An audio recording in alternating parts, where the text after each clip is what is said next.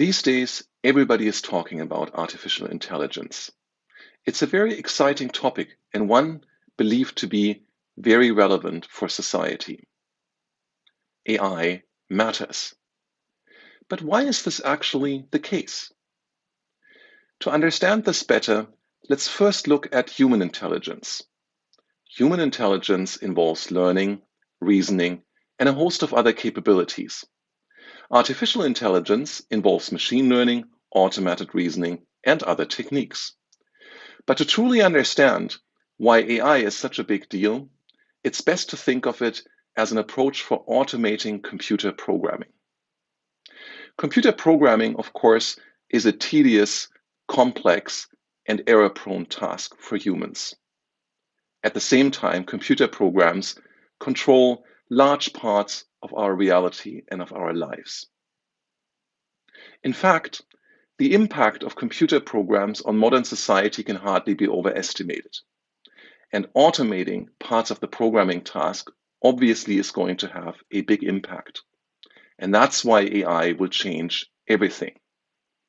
That's why AI is the key to better science, better engineering, better public administration, and indeed to solving the grand problems of our time.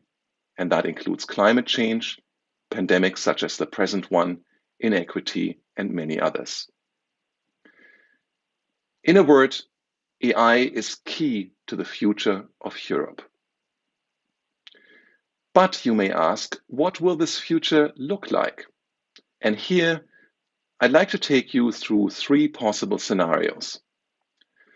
The first of those is where European AI is a distant third to its American and Chinese counterparts.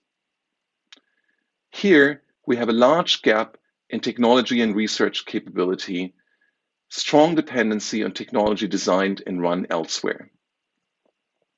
Top talent is mostly displaced from Europe or working remotely for global technology leaders anchored outside of Europe. And European subsidiaries of these companies mostly focus on compliance with European Union rules and regulations. That is not a desirable scenario, but how do we get to that scenario?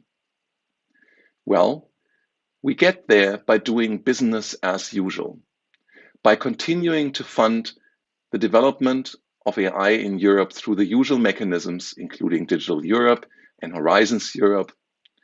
And that will bring us into a situation where the successes that, of course, we will achieve in that way too, will mostly benefit non-European entities through brain drain and acquisition. Unfortunately, we've seen quite a bit of that of late. In this scenario, most of our data may be processed in Europe, for example, because it's regulated to happen that way, but we'll still end up using and fueling technologies made elsewhere. We will live with highly asymmetrical data sharing arrangements that are not to the benefit of Europe and its citizens. In this world, investment made by European companies and the public sector to deploy and leverage AI capabilities will end up mostly benefiting companies and economies outside of Europe. Clearly, we don't want to live in that world. Can we do better? Evidently. For example, we could create a scenario that we might call niches and specialties. And in this scenario, we are still, broadly speaking, a distant third behind the US and China in terms of European AI capabilities, but there will be islands of European excellence. These tend to be small and highly specialized, but profitable. Unfortunately, the economic benefits from these highly specialized islands of excellence will be very uneven and, largely speaking, outweighed by a broad dependence on technology made elsewhere across all sectors. How do we end up in this scenario? Well, that's where we get when we do what might seem natural, namely focus European investments in AI mostly on areas of existing strength and specialization, such as the automotive sector. In this case, the investment made by European companies in the public sector to deploy and leverage AI capabilities will mostly benefit Europe, but this will still be offset by a high cost of technology developed elsewhere that is needed in practically all sectors outside of these niches. This also is not the most attractive scenario, and therefore, let's turn to the world that we really want to live in, a world in which Europe has global leadership, in which Europe is a global leader in AI and the global leader in human-centric, trustworthy AI. In this scenario, AI research and technological capabilities in Europe are comparable to those in the United States and China, while Europe has clear leadership in human-centric, trustworthy AI. Here, Europe will also lead a global coalition that is strongly committed to AI for good and AI for all. Here, Europe is equally attractive to top talent, to the US and to China. How do we get into this rather desirable scenario? This requires a very substantial investment, a broad, large-scale investment through novel instruments and programs in addition to the existing ones. Doing this, we can achieve world-class European capabilities in all crucial technologies that fall under the AI umbrella, and we can be world-leading in about 30 to 50% of these with reasonable effort. Here, most of our data is processed in Europe, but also using and fueling technologies made in Europe. And data sharing will happen on a fairly level playing field. How can and should we invest into this notion of AI made in Europe? There are 5 investments that I believe are critically necessary. The first of these is an innovation booster program for spin-offs, startups, and scale-ups to make sure that innovations in AI are developed in Europe, stay in Europe for the benefit of Europeans and the world.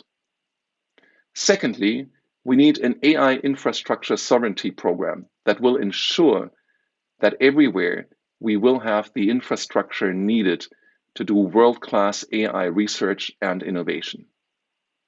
Thirdly, we need excellent grants in AI to keep the best and brightest talents in Europe or attract them back to Europe. This should be modeled after the highly successful ERC grant scheme.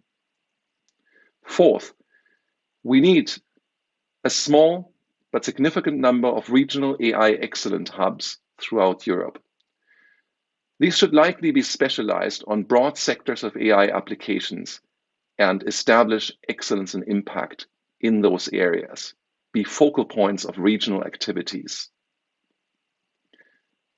Last but not least, to tie it all together, we need a European Lighthouse Centre for AI, a CERN for AI.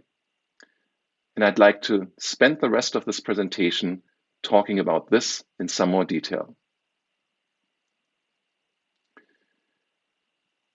Humans have always had special places. They've learned to create special places. And some of these special places have become global attractors for talent. Here you see 2 prominent examples.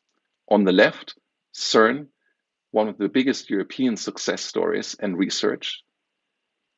And on the right, Apple Park, which of course represents global technological leadership. We should create another special place like this, another magnet for talent. We should create a European Lighthouse Centre for AI, a center that's driving science and innovation in the broad field of AI, a global beacon for European excellence in AI that aims for the impact and recognition of CERN, ESA, and Airbus, all big globally recognized success stories originating and anchored firmly in Europe. A European Lighthouse Centre for AI will become a global attractor for talent and expertise, the place to be for the best and brightest AI researchers and innovators across the globe. It will also be a hub and driver in a pan-European network of research and innovation centers in AI, something that ties together the diversity and breadth that is European AI. What will be done there? Well, obviously, globally leading research across all areas of AI. But further, coordinated missions to solve European and global grand challenges in areas such as health, energy, environment, transportation, and others. This will help to tackle pandemics, climate change, food production, and many other challenges that we are facing as societies in Europe and around the world. Further, projects and knowledge sharing involving all EU member states and associated countries, with benefits broadly across all of Europe. And finally, this will provide coordination for a strong and diverse network of national and regional excellence centers in AI. What should be located there to make it such a success? 3 things. Number 1, a European data center and core compute facility that aims to be the number 1 compute capability in the world. Number 2, the European Office for AI and Data Ethics and Compliance that sets an EC standard for ethical, trustworthy, and human-centered AI, the kind of AI that we want across Europe and far beyond. Third, world-class experimentation and testing facilities, working in meeting staff spaces, and the world's best support staff. Why should all of this be concentrated in a single location? In a nutshell, to achieve critical mass, critical density of talented people and important activities, a place that's abuzz with activities and people, a place that at any time of the day, at any time of the year, something interesting is going on and interesting people can be found. This will create a unifying element, a common reference for a diverse network spanning all of Europe, and a symbol for European ambition and excellence in AI. And symbols don't work well when they're distributed. It will also facilitate efficient use of support staff and specific expertise, and create lots of synergy from having scientists, support staff, data, compute power, regulator, and other components of the AI ecosystems all focused in one place. But you may ask, won't it be impossible to pick a location for such a lighthouse center? And the answer to this is absolutely not. Many examples illustrate how a central location has been found and can be found. These include CERN, Brussels as the de facto EU capital with a very high concentration of EU institutions, national capitals, the European Central Bank, and many others. In this specific case, we can simplify the choice of place by design, by deciding that this facility should have no permanent scientific staff, but instead host excellent scientists for periods of time ranging from weeks to years. And that way, we can ensure that coveted and much needed top talent in AI across Europe will not be permanently displaced from where it is needed most in the regions. And finally, we can base the choice of location, at least to good part, on rational criteria designed to ensure its success.